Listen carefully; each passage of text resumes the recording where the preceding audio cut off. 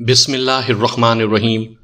سامعین کرام، آپ سن رہے ہیں انسپیکٹر احمد یار خان سیریز کے سلسلے کی ایک اردو کہانی لقمان حکیم کا نسخہ، جس کے مصنف خود احمد یار خان ہیں، اور یہ اس سلسلے کی قسط نمبر 2 ہے۔ مجھے امید ہے آپ کو میری یہ کاوش پسند آ رہی ہوگی۔ آپ نے اگر ابھی تک میرا چینل کہانی گھر سبسکرائب نہیں کیا تو ابھی میرے چینل کو سبسکرائب کر کے بیل نوٹیفیکیشن آن کر لیجئے، تاکہ آنے والی ہر نئی کہانی کی اطلاع بر وقت آپ تک پہنچ سکے۔ نہ جی، اس نے جواب دیا، ہم ان لوگوں سے منہ نہیں لگاتے۔ سنو میرے دوست، میں نے اس کی آنکھوں میں آنکھیں ڈال کر کہا، تمہارا اگر یہ خیال ہے کہ مرنے والی غریب مزارے کی بیوی تھی اور میں تفتیش میں کوئی دلچسپی نہیں لوں گا تو یہ خیال دل سے نکال دو۔ میری نظر میں مقتولہ انسان کی بچی تھی۔ میں قاتل کو پکڑ کر دم لوں گا۔ مجھے پریشان کرو گے تو ساری عمر پچھتاؤ گے۔ ہو سکتا ہے پچھتانے کے لیے زندہ نہ رہ سکو۔ اگر تم نے اسے مارا یا مروایا ہے تو میرے کان میں کہہ دو کہ یہ تمہارا کام ہے، میں تمہاری مدد کروں گا۔ اگر میں نے تفتیش کر کے پکڑا تو اپنا انجام سوچ لو۔ اس نے انکار کیا، قسمیں کھانے لگا۔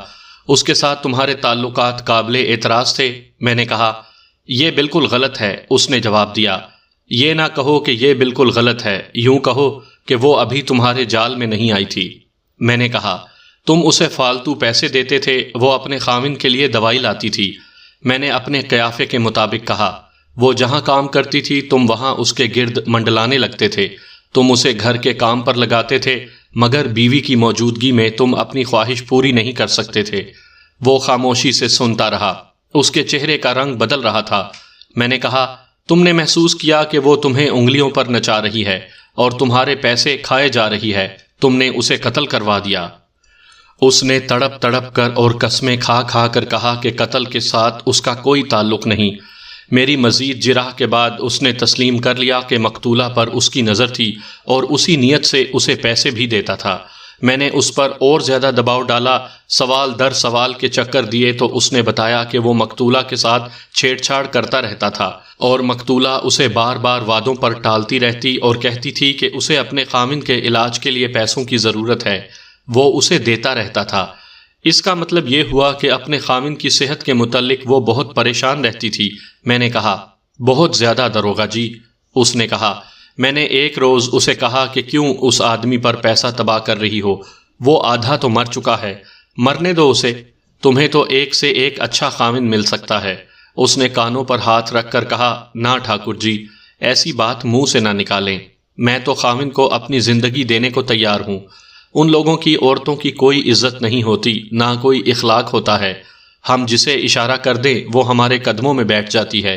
لیکن یہ عورت معلوم نہیں کس مٹی کی بنی ہوئی تھی، اپنے خاوند کو پوجتی تھی، بعض اوقات رو کر مجھ سے پیسے لیتی تھی۔ مختصر یہ کہ چھوٹے ٹھاکر کی باتوں سے میں اس نتیجے پر پہنچا کہ مقتولہ کوئی ایسی آوارہ نہیں تھی جیسا اس کلاس کی عورتوں کو سمجھا جاتا تھا، اور یہ بھی کہ اپنے خاوند کے ساتھ اسے بہت محبت تھی اور وہ اس کے علاج کے لیے پریشان رہتی تھی۔ چھوٹے ٹھاکر کو میں نے مزید کریدا تو اس نے مزاروں میں سے ایک آدمی کا نام لیا اور کہا، اس آدمی کے ساتھ مقتولہ کے گہرے مراسم تھے، اور میں یقین کے ساتھ کہہ سکتا ہوں کہ اس کے ساتھ مقتولہ کا غلط قسم کا دوستانہ بھی تھا، اور میں یہ بھی کہہ سکتا ہوں کہ مقتولہ نے اس آدمی کو دھوکہ دیا ہوگا۔ یہ آدمی بدماش ہے، جرم کرنے سے نہیں ڈرتا۔ اس نے مقتولہ کو قتل کر کے لاش یہاں پھینک دی ہوگی۔ یہ بھی ہو سکتا ہے کہ اس بدماش نے مقتولہ سے کہا ہو کہ وہ خاوند کو مرنے دے اور اس کے ساتھ شادی کر لے یا اس کے ساتھ بھاگ چلے۔ مقتولہ کشش والی عورت تھی، چالاک بھی تھی اور دلیر بھی۔ اس میں ایک خوبی یہ بھی تھی کہ ہنس مکھ تھی۔ کبھی کبھی خاوند کے لیے روتی تھی، ورنہ وہ تو ایسی تھی کہ روتوں کو ہنسا دیتی تھی۔ تم نے ایسا بدماش مزارہ کیوں رکھا ہوا ہے؟ میں نے پوچھا۔ اپنی ضرورت کے تحت، اس نے جواب دیا۔ اتنے سارے مزاروں اور نوکروں کو ہم خود تو نہیں سنبھال سکتے۔ ایک دو بدماش ہوں تو انہیں اونچی بات نہیں کرنے دیتے۔ یوں سمجھیں کہ ہم نے اس بدماش کو پال رکھا ہے۔ یہ شخص جوان ہے، ابھی تک اس نے شادی نہیں کی، کوئی کام نہیں کرتا، لیکن اجرت سب سے زیادہ لیتا ہے۔ میں نے ٹھاکر کو فارغ کر دیا، لیکن یہ تفتیش کا ابتدائی مرحلہ تھا۔ میں ابھی ہر ایک مشتبہ کا ذائقہ چکھ رہا تھا۔ میں نے اس بدماش مزارے سے پہلے مقتولہ کی ہمراہ سہیلی کی تلاش ضروری سمجھی۔ عورتوں سے پوچھا تو 2 جوان لڑکیاں سامنے آ گئیں۔ وہ واقعی اس کی ہمراز تھیں۔ بہت سے سوالوں اور جوابوں سے میں نے یہ معلومات حاصل کیں کہ مقتولہ چالاک اور ہوشیار تھی۔ اپنے خاوند کی صحت کے لیے وہ بہت پریشان رہتی تھی اور کہتی تھی کہ اسے وہ تندرست کر کے ہی دم لے گی۔ چھوٹے ٹھاکر کے متعلق اکثر ان دونوں سہیلیوں کو وہ بتاتی رہتی تھی کہ اسے پھانسنے کی کوشش میں لگا رہتا تھا اور مقتولہ اسے انگلیوں پر نچاتی رہتی تھی، اس سے پیسے لے آتی تھی۔ چھوٹے ٹھاکر کے متعلق انہوں نے بتایا کہ بدھو سا آدمی ہے، اس کی بیوی میں کوئی کشش نہیں، وہ مزاروں اور نوکروں کی بہو بیٹیوں کے پیچھے پھرتا رہتا ہے۔ مقتولہ چونکہ سب سے زیادہ خوبصورت تھی اس لیے اس کی توجہ اسی پر مرکوز تھی۔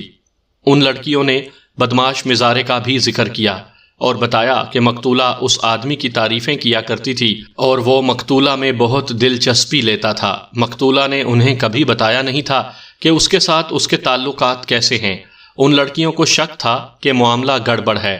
کیا یہ ممکن ہو سکتا ہے کہ مقتولہ نے اس آدمی کے ساتھ دھوکہ کر کے کسی اور کے ساتھ دوستی لگا لی ہو اور اس آدمی نے مقتولہ کو قتل کر دیا ہو؟ میں نے پوچھا۔ ان لڑکیوں نے بتایا کہ یہ آدمی ٹھاکر کا پالا ہوا بدماش ہے، وہ قتل کر سکتا ہے، لیکن مقتولہ نے شاید کسی اور کے ساتھ دوستی نہیں لگائی۔ ایک لڑکی نے کہا، وہ مقتولہ شہر بھی جاتی تھی، حکیم سے دوائی لینے بھی جاتی تھی، وہاں اس کا کہیں دل لگ گیا ہوگا جو اس نے ہمیں نہیں بتایا۔ میں نے اور کچھ اخذ کیا یا نہیں؟ میں نے یہ سوچا کہ مقتولہ کی طرح کوئی خوبصورت بیوی مجبور اور محتاج ہو جائے تو اسے مدد دینے والے تو بہت ہوتے ہیں، لیکن اس سے ہر کوئی مدد کی قیمت وصول کرتا ہے۔ ہر کوئی اس کی مجبوری سے فائدہ اٹھا کر اسے کھلونا بنانے کی کوشش کرتا ہے۔ میں اس نتیجے پر پہنچا کہ مقتولہ کی غربت، خاوند کی بیماری اور اس کی شکل و صورت اس کی کمزوریاں بن گئی تھیں۔ سب یہ سمجھتے تھے کہ غریب کی تو عزت ہی نہیں ہوتی۔ یہ عورت اسی چکر میں کسی کے ہاتھوں قتل ہو گئی اور لاش اس لیے ٹھاکر کے باغیچے میں پھینکی گئی کہ قتل کا شبہ ٹھاکر یا مزاروں پر ہو۔ قاتل نے یہ نہیں سوچا کہ خون کی غیر موجودگی راز فاش کر دے گی۔ یہ سب کچھ سوچنے کے باوجود میں نے ٹھاکر اور اس کے بیٹے کو مشتبہ فہرست میں رکھا۔ میرے پاس ابھی بہت وقت تھا۔ میں نے رات تک وہیں پوچھ گچھ کرنے کا ارادہ کر لیا۔ کھوجی ابھی واپس نہیں آیا تھا۔ مجھے امید تھی کہ وہ کہیں نہ کہیں کھرا جا نکالے گا۔ اس سے میرا کام آسان بھی ہو سکتا تھا اور مشکل بھی۔ اگر مقتولہ باغیچے سے میل 2 میل دور قتل ہوئی ہے تو مشتبہ افراد میں تبدیلی اور اضافہ لازمی تھا۔ میں نے بدماش مزارے کو بلایا۔ وہ ہٹا کٹا جوان تھا۔ میں نے اسے غور سے دیکھا۔ جسم کے لحاظ سے وہ پالا ہوا سانڈ لگتا تھا۔ اس کا چہرہ بتاتا تھا کہ یہ مزارہ ان پڑھ ہو سکتا ہے، احمق نہیں ہو سکتا، اور یہ چالاک بھی ہے۔ اس نے میرے ساتھ ہاتھ ملایا۔ وہ فدویوں کی طرح جھکا نہیں۔ اس کے انداز میں غلامی نہیں تھی جو ان لوگوں میں کوٹ کوٹ کر بھری ہوتی ہے۔ میں جان گیا کہ اس آدمی کے ساتھ مجھے ہوشیار ہو کر بات کرنی پڑے گی۔ مقتولہ کا چال چلن کیسا تھا؟ میں نے اس سے پوچھا۔ اچھا تھا، اس نے جواب دیا۔ میں تم سے یہ امید رکھوں گا کہ تم جھوٹ نہیں بولو گے۔ میں نے کہا، ایک عورت قتل ہو گئی ہے، مجھے قاتل کو پکڑنا ہے۔ تمہاری مدد کے بغیر میں کامیاب نہیں ہو سکتا۔ آپ کو شاید یہ جھوٹ لگا ہے کہ میں نے مقتولہ کا چال چلن اچھا بتایا ہے، اس نے کہا۔ آپ بھی ان ٹھاکروں، ساہوکاروں اور پنڈتوں کی طرح یہی کہتے ہوں گے کہ ہم جیسے لوگوں کا چال چلن ہوتا ہی کوئی نہیں۔ ہم مزدور اور محتاج ہیں، آپ ہمارے منہ پر ہر طرح کی کالک مل سکتے ہیں۔ آدمی عقل والا معلوم ہوتا تھا، اس کے بولنے کے انداز میں جان تھی۔ میں نے اسے ٹوکا نہیں۔ وہ کہہ رہا تھا، جس عورت کے خاوند کو بیماری معذور کر دے اور عورت کو اس خاوند سے اتنی محبت ہو کہ اس کے لیے اپنا خون بھی قربان کرتی پھرے، وہ ہر اس آدمی کی جورو بن جاتی ہے جس کے آگے وہ 2-4 پیسوں کے لیے ہاتھ پھیلاتی ہے۔ اور اگر عورت ٹھاکروں کی مزدور یا مزارہ ہو تو اس کی عزت کو بلا خوف خرید لینا برا نہیں سمجھا جاتا۔ یہ عورت ایسی ہی مجبور تھی کہ خاوند کے علاج کے لیے بھیک مانگتی پھرتی تھی، اور جو اسے بھیک دیتا تھا وہ اس کی عزت کے ساتھ کھیلنا بھی چاہتا تھا۔ کون کون اس کی عزت سے کھیلا؟ میں نے پوچھا۔ کوشش کرنے والے تو بہت تھے، اس نے جواب دیا، لیکن یہ ہوشیار نکلی، سب کو اچھا کل آؤں گی کہہ کر اپنا کام نکالتی رہی۔ تم یہ بات کس طرح یقین سے کہہ سکتے ہو کہ وہ دامن بچاتی رہی؟ جو عورت مجھے نچا گئی اس کے لیے یہ ڈھیلے ڈھیلے ٹھاکر اور حکیم وغیرہ تو کوئی ہستی نہیں رکھتے تھے۔ اس نے بلا جھجک کہا، آپ نے کہا ہے کہ جھوٹ نہ بولنا، آپ نے یہ بھی کہا ہے کہ آپ کو میری مدد کی ضرورت ہے، اس لیے میں آپ کو اپنے دل کی بات سنا رہا ہوں۔ اس کے علاوہ مرنے والی کے ساتھ مجھے دلی ہمدردی تھی۔ داروغہ جی، میں شریف آدمی نہیں ہوں، سب مجھے بدماش اور غنڈہ کہتے ہیں۔ مجھے بدماشی اور غنڈہ گردی کی اجرت ملتی ہے، لیکن میرے اندر انسان کا دل ہے۔ اس عورت کو میں بری نظر سے دیکھتا تھا، میرا خیال تھا کہ اپنے بیمار خاوند سے یہ تنگ آ گئی ہوگی اور مجھ جیسے آدمی کے ساتھ فوراً دوستی کر لے گی۔ اس نے مجھے دوستی کا دھوکہ دیا اور کہا کہ وہ میرے ساتھ گھر سے بھاگ چلے گی۔ اس نے مجھ سے پیسے مانگے، میں نے دے دیے۔ اس نے مجھے 3-4 بار ٹالا تو میں سمجھ گیا کہ جھوٹے وعدے کر رہی ہے۔ میں نے ایک شام اسے پکڑ لیا، ہم جھونپڑوں سے کچھ دور تھے، میں اس کے راستے میں کھڑا تھا۔ میں نے اسے کہا کہ خاوند کا علاج چھوڑ دو، یہ اپنی موت مر جائے گا، اور اگر پسند کرو تو میں تمہیں کچھ لا دیتا ہوں، دوائی کے بہانے اسے کھلا دو، کسی کو پتہ نہیں چلے گا، میں فوراً اس کی ارتھی اٹھوا کر جلانے کا انتظام کر دوں گا۔ داروغہ حضور، وہاں اندھیرا تھا، میں نے اندھیرے میں اس کی سسکیاں سنی۔ تھوڑی دیر بعد اس نے کہا، چھوٹا ٹھاکر مجھے پیسے دیتا ہے اور وہ بھی میرے ساتھ ایسی ہی باتیں کرتا ہے جیسی تم کر رہے ہو۔ مجھے تو یہ امید تھی کہ تم میری حفاظت اس سے زیادہ کرو گے جتنی ٹھاکر کی کرتے ہو، لیکن اجرت کے بھوکے ہو۔ میں تمہاری ذات برادری کی بیٹی ہوں، تم میں غیرت ہوتی تو اپنی ذات کی بیٹی کا خیال کرتے۔ تم مرد نہیں ہو، جو مردانگی تم میں ہونی چاہیے تھی وہ مجھ میں ہے۔ میں اس کے ساتھ گھر سے بھاگ آئی تھی، وہ بیمار ہو گیا، اسے چھوڑ کر نہیں بھاگوں گی۔ تم نے مجھے جو پیسے دیے ہیں وہ واپس کر دوں گی، تم بے غیرت ہو۔ داروغہ صاحب، اس نے میرا خون گرما دیا۔ مجھے معلوم نہیں تھا کہ چھوٹا ٹھاکر بھی اسے میری طرح پھانسنے کی کوشش کر رہا ہے۔ میں نے اس عورت کے سر پر ہاتھ رکھ دیا اور کہا، آج سے مجھے اپنا بھائی سمجھو۔ وہ بہت روئی۔ میں نے دوسرے دن چھوٹے ٹھاکر سے کہا کہ میں مزاروں وغیرہ کو دبائے رکھنے کے لیے بدماشی اور ظلم کرتا ہوں، لیکن یہ سن لو کہ میں تمہیں اپنی کسی عورت کے ساتھ بدماشی نہیں کرنے دوں گا۔ وہ پہلے تو ہنسا، پھر اس نے اس عورت کا نام لے کر کہا کہ اسے پھانس دو۔ مجھے طیش آ گیا۔ میں نے اسے کہا کہ مجھے کنجر سمجھتے ہو؟ اسی عورت کے متعلق تو تمہیں کہہ رہا ہوں کہ اس پر بری نظر نہ رکھنا۔ وہ مجھ پر روب کسنے لگا۔ اس نے یہ بھی کہا کہ میں تمہیں زندہ نہیں چھوڑوں گا۔ میں نے اسے کہا کہ یہ دنیا دیکھے گی کہ کون زندہ ہے اور کس کی لاش کھیتوں میں پڑی ہے۔ وہ ڈر گیا۔ میں روزانہ مقتولہ سے پوچھنے لگا کہ چھوٹے ٹھاکر نے اسے کوئی ایسی ویسی بات تو نہیں کہی۔ اس نے بتایا کہ ٹھاکر کہتا ہے کہ وہ یعنی مقتولہ مجھ سے تعلقات توڑ لے۔ کیا یہ شک کیا جا سکتا ہے کہ مقتولہ کو ٹھاکر نے قتل کروایا ہے؟ میں نے پوچھا۔ اس شخص میں اتنی ہمت اور جرت نہیں ہے، اس نے جواب دیا۔ وہ بیچاری مر گئی ہے اور بھید اپنے ساتھ لے گئی۔ میں کہہ نہیں سکتا کہ اس کے اور ٹھاکر کے درمیان کیا بات ہوئی اور وہ کس طرح اور کس وقت قتل ہو گئی۔ ہمارے لوگ بھوکے ننگے ہیں، کسی نے ٹھاکر سے رقم لے کر اس عورت کو قتل کر دیا ہوگا۔ میں کھوج لگانے کی کوشش تو کر رہا ہوں، اگر شہر میں وہ کسی کے جال میں آ گئی ہو تو وہ میرے علم میں نہیں۔ مقتولہ تمہیں سب کچھ بتا دیتی تھی، میں نے کہا۔ اس نے کسی اور کا کبھی نام نہیں لیا تھا، یہی بتاتی تھی کہ جدھر جاتی ہوں لوگ بھوکی نظروں سے دیکھتے ہیں۔ اس نے کہا۔ اسے زیادہ پریشانی چھوٹے ٹھاکر کی طرف سے تھی، اس نے اسے دھمکی بھی دی تھی۔ اس آدمی نے مجھے متاثر کر لیا تھا۔ مجرم اور عادی بدماش چالاک ہوتے ہیں، زبان کے کرتب بھی دکھاتے ہیں، لیکن ذرا تجربہ ہو تو چہرے سے پتہ چل جاتا ہے کہ یہ شخص کس حد تک سچا ہے۔ میں نے اس آدمی پر اعتبار کر لیا اور اس مزارے کو بلایا جس نے لاش دیکھی تھی۔ میں نے بدماش مزارے سے اس شخص کے متعلق پوچھا کہ وہ کیسا ہے۔ اس نے بتایا کہ اتنا دلیر نہیں کہ کسی کو قتل کرے اور اتنا بزدل بھی نہیں کہ لالچ سے اندھا ہو کر قتل نہ کرے۔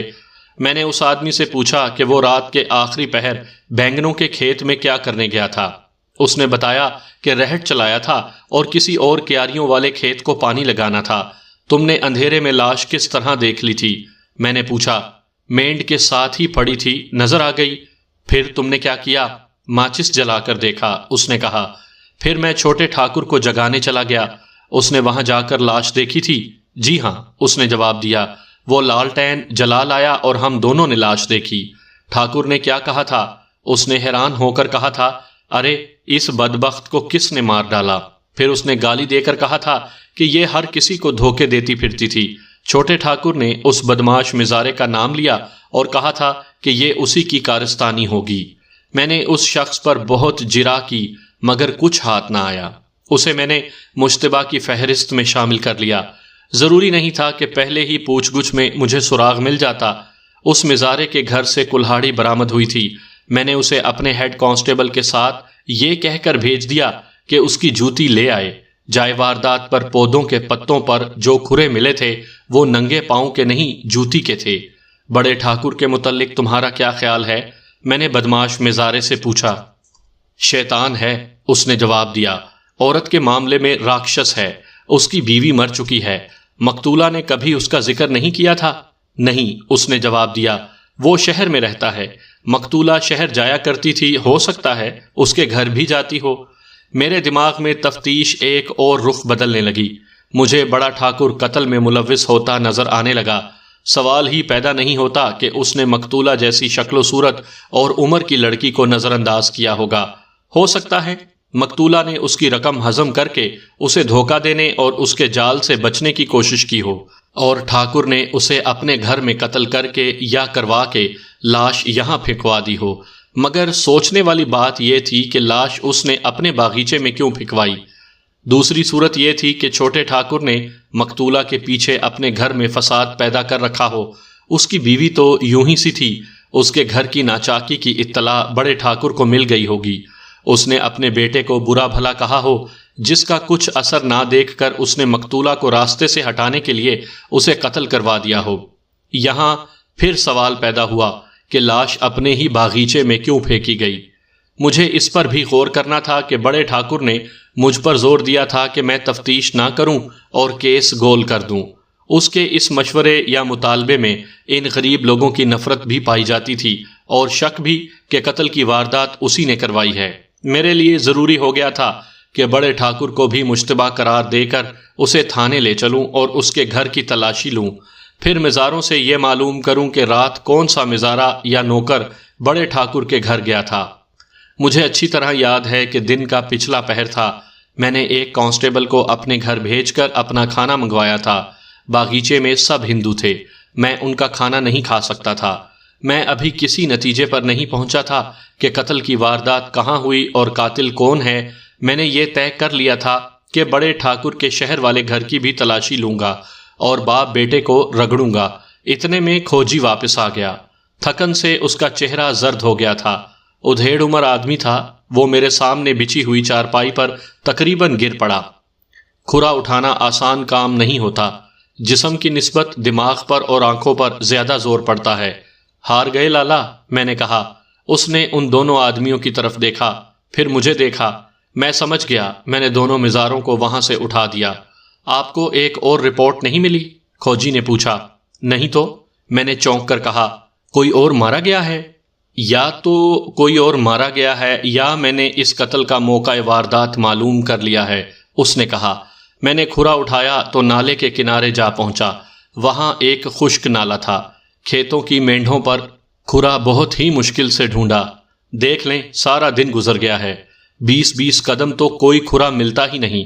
کئی طرف بھٹک بھٹک کر کھرا ملا اور نالے میں اتر گیا۔ پار گیا تو کھرا خالی کھیتوں میں سے ہوتا قبرستان میں جا پہنچا۔ آدمی ایک نہیں 2 ہیں۔ جہاں تک کھرے نے پہنچایا وہاں قبرستان میں رہنے والا ایک ملنگ بیٹھا ہوا تھا۔ اس نے کہا کہ صبح سے پہرے پر بیٹھا ہوں، تھانے سے کوئی نہیں آیا۔ میرا ایک کانسٹیبل کھوجی کے ساتھ تھا۔ اس نے مجھے ان الفاظ میں رپورٹ دی۔ قبرستان کے ساتھ ایک نشیب میں بہت سا خون پڑا ہے۔ اس سے کچھ دور ایک جوتی پڑی ہے۔ راستے میں ایک جگہ چادر نما دوپٹہ پڑا ہے جو خون سے لتھڑا ہوا ہے۔ جوتی اور دوپٹے کو ہم نے وہیں رہنے دیا۔ ان کے ارد گرد ڈھیلے اور پتھر رکھ آئے ہیں۔ ملنگ نے بتایا ہے کہ اس نے سورج نکلنے کے بعد یہ خون دیکھا تھا۔ اسے شک ہو گیا تھا کہ یہ کسی انسان کا خون ہے۔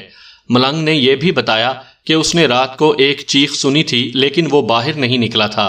دوسرے دن خون دیکھ کر وہ تھانے چلا گیا۔ ہم تو یہاں تھے۔ وہ تھانے میں کسی کانسٹیبل کو بتا آیا اور خون کی رکھوالی پر بیٹھ گیا۔ وہ ابھی تک آپ کے انتظار میں بیٹھا ہے۔ یہ مقتولہ کا ہی خون ہو سکتا تھا۔ کھوجی اور یہ کانسٹیبل کھرا دیکھتے وہاں تک پہنچے تھے۔ جوتی اور دوپٹہ شہادت دیتے تھے کہ مقتولہ کو وہیں قتل کیا گیا ہے جہاں خون ہے۔ اگر یہ رپورٹ مجھے جلدی مل جاتی تو میں فوراً وہاں پہنچتا۔ بعد میں پتہ چلا کہ قبرستان کے ملنگ نے تھانے میں جا کر اطلاع دی تھی، لیکن وہاں کوئی ذمہ دار آدمی نہیں تھا۔ میرا ASI کسی کیس کی گواہی دینے باہر گیا ہوا تھا۔ ہیڈ کانسٹیبل میرے ساتھ تھا۔ پیچھے جو رہ گئے تھے انہیں قبرستان میں خون کی رپورٹ ملی تو اسے اہمیت نہ دی۔ انہوں نے مجھے باغیچے میں اطلاع دینے کے بجائے میری واپسی کا انتظار بہتر سمجھا۔ اتفاق سے مجھے رپورٹ مل گئی۔ میں فوراً قبرستان پہنچنے کے لیے اٹھ کھڑا ہوا۔ میں نے کانسٹیبلوں کو بلا کر تھانے میں چلنے کو کہا۔ ہیڈ کانسٹیبل کو اپنے ساتھ رکھا۔ کانسٹیبلوں کے ساتھ جنہیں تھانے چلنے کو کہا ان میں بڑا ٹھاکر اور اس کا بیٹا تھا، بدماش مزارہ اور وہ مزارہ بھی تھا جس نے لاش دیکھی تھی۔ میں نے کانسٹیبلوں کو سختی سے ہدایت دی کہ بڑے ٹھاکر کو اپنے گھر 1 منٹ کے لیے بھی نہ جانے دیں۔ وہ بہت سٹ پٹایا۔ اس نے منت سماجت کی اور رشوت بھی پیش کی۔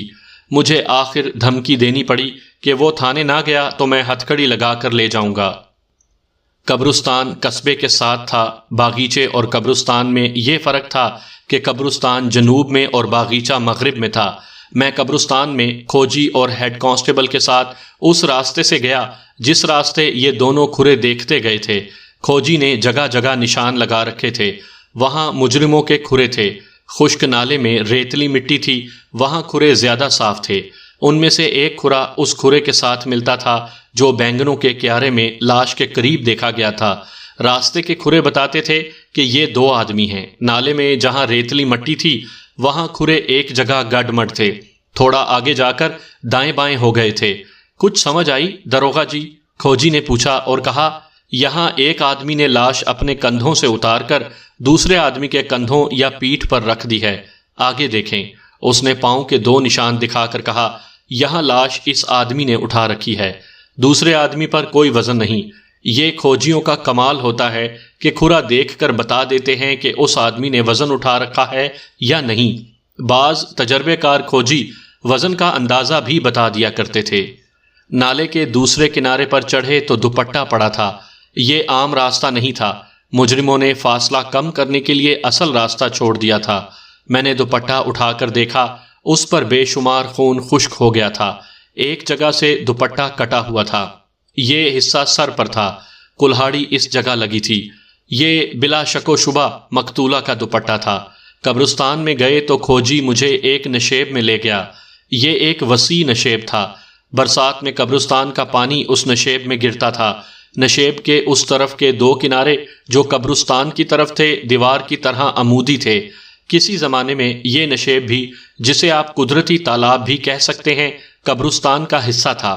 برسات کا پانی اس کے کنارے بہتا رہا اور یہ وسیع ہوتا رہا۔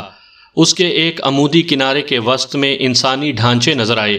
یہ بہت ہی پرانی قبریں تھیں جو صدیوں کی بارشوں سے ننگی ہو گئی تھیں۔ میں نے ایک قطار میں ایسے 5-6 ڈھانچے دیکھے۔ کھوپڑیاں دیوار میں پھنسی ہوئی تھیں، باقی ڈھانچوں میں سے کچھ ہڈیاں نیچے گر پڑی تھیں۔ منظر ڈراؤنا تھا اور جذباتی بھی۔ معلوم نہیں یہ کون تھے اور کیسے تھے جن کی ہڈیاں ننگی ہو گئی تھیں اور گر بھی رہی تھیں۔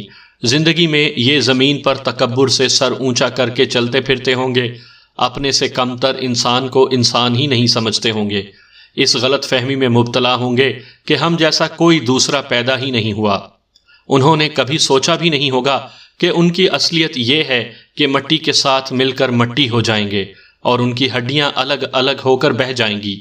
میں نے ان کی کھوپڑیوں اور ڈھانچوں کو دیکھا، انہیں زمین نے جکڑ رکھا تھا۔ آنکھوں کے سوراخوں اور منہ میں مٹی بھری ہوئی تھی۔ پسلیوں کے جس پنجرے میں اچھی بری خواہشوں اور اچھے برے ارادوں سے بھرا ہوا دل ہوا کرتا تھا، وہاں بھی مٹی بھری ہوئی تھی۔ ان میں کوئی پنجر کسی عورت کا ہوگا جسے اپنے حسن پر ناز ہوگا، اور کوئی کسی مرد کا ہوگا جسے اپنی مردانگی اور دولت پر فخر ہوگا، مگر سب حشرات الارض کی خوراک بن گئے اور اب ان کے پنجر عبرت کا سامان بنے ہوئے تھے، مگر ہم میں سے کوئی بھی عبرت حاصل نہیں کرتا۔ ہم میں سے کوئی بھی یہ تسلیم نہیں کرتا کہ ایک روز اس کی بھی ہڈیوں کا پنجر زمین کی گرفت میں ہوگا۔ جھوٹ بولنے والے منہ میں مٹی بھری ہوئی ہوگی، کھوپڑی خالی ہوگی، گناہوں کے خیالوں کی جگہ مٹی بھری ہوئی ہوگی۔ اگر ہم سب اپنا انجام اپنے سامنے رکھیں تو ہم سب کسی واز کے بغیر پیار اور محبت، نیکی اور عبادت کے پتلے بن جائیں۔ میں انسان کی اصلیت دیکھ رہا تھا، وہ جہاں سے آیا تھا اسے وہیں پڑا دیکھ رہا تھا۔ پھر مجھے یاد آ گیا کہ میں تھانے دار ہوں۔ میں ان سوچوں سے نکل آیا اور اپنے انجام کو ذہن سے اتار کر تھانے دار اور داروغہ حضور بن گیا۔ مجھے خون دکھایا جا رہا تھا۔ یہ خون نشیب کی دیوار سے 3-4 گز دور تھا۔ اس سے 1.5-2 گز اوپر ایک انسانی ڈھانچہ مٹی کی دیوار میں پھنسا ہوا تھا۔ وہاں سے کھودی ہوئی مٹی نیچے آئی ہوئی تھی۔ پنجر کے نیچے جگہ ڈھلانی تھی۔ میں نے دیکھا کہ اس پنجر کے ساتھ کھوپڑی نہیں ہے۔ جہاں کھوپڑی ہونی چاہیے تھی وہاں صاف نظر آ رہا تھا کہ جگہ کھودی گئی ہے۔ مجھے یہ سمجھنے میں بھی دشواری نہیں ہوئی کہ یہاں سے کھوپڑی نکال لی گئی ہے۔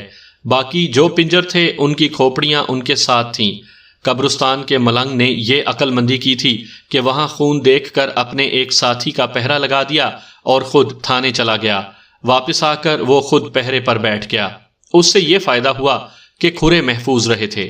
میں نے خون کے ارد گرد زمین پر دیکھنا شروع کیا تو مجھے 1-2 ٹوٹی ہوئی چوڑیوں کے ٹکڑے نظر آئے۔ میں نے مقتولہ کے بازو سے جو چوڑیاں توڑ کر جیب میں رکھی تھیں ان کے ساتھ ملائے۔ وہ ایک جیسے تھے، وہی قسم، وہی رنگ۔ چند قدم دور جوتی کا ایک پاؤں پڑا تھا، وہ اٹھایا، یہ مقتولہ کا تھا۔ دوسرے پاؤں کی جوتی میرے پاس تھی۔ خون میں مجھے 3-4 لمبے لمبے بال مل گئے، یہ زنانہ بال تھے۔ وہاں 2 آدمیوں کے کھرے تھے، مقتولہ کے تڑپنے کے نشانات بھی تھے۔ واردات پر اسرار ہو گئی۔ مجھے کچھ سوالات پریشان کرنے لگے۔ مقتولہ یہاں کس طرح آئی؟ کیوں آئی؟ کیا اسے لایا گیا تھا؟ کس نیت سے لایا گیا تھا؟ مجھے ابھی پوسٹ مارٹم رپورٹ نہیں ملی تھی، اس لیے مجھے معلوم نہیں تھا کہ قتل سے پہلے مقتولہ کے ساتھ کیا سلوک ہوا ہے۔ میں اس پنجر کی کھوپڑی کو نظر انداز نہیں کر سکتا تھا جو خون کے اوپر کنارے کے وسط میں زمین سے پیوست تھا۔ وہاں سے کھوپڑی نکال لی گئی تھی اور کھدائی کی مٹی بتا رہی تھی کہ 1 دن سے زیادہ پرانی نہیں۔ میں نے ذہن پر زور دیا تو مجھے یاد آیا کہ مقتولہ کے ناخنوں میں مٹی پھنسی ہوئی دیکھی تھی، تو کیا یہ کھوپڑی مقتولہ نے نکالی تھی؟ اس خیال سے مجھے یہ خیال آیا کہ مقتولہ اپنے خاوند کی بیماری سے پریشان تھی۔ مجھے بتایا گیا تھا کہ اس نے کئی جگہوں سے علاج کروایا تھا۔ یہ ممکن تھا کہ کسی کے بتانے پر وہ کوئی ٹونا کرنے کے لیے یہاں سے کھوپڑی نکالنے آئی ہو اور کسی مسلمان نے اسے دیکھ لیا ہو اور اسے قتل کر دیا ہو۔ مگر پیچیدگی یہ تھی کہ لاش ٹھاکر کے باغیچے میں کیوں پھینکی گئی؟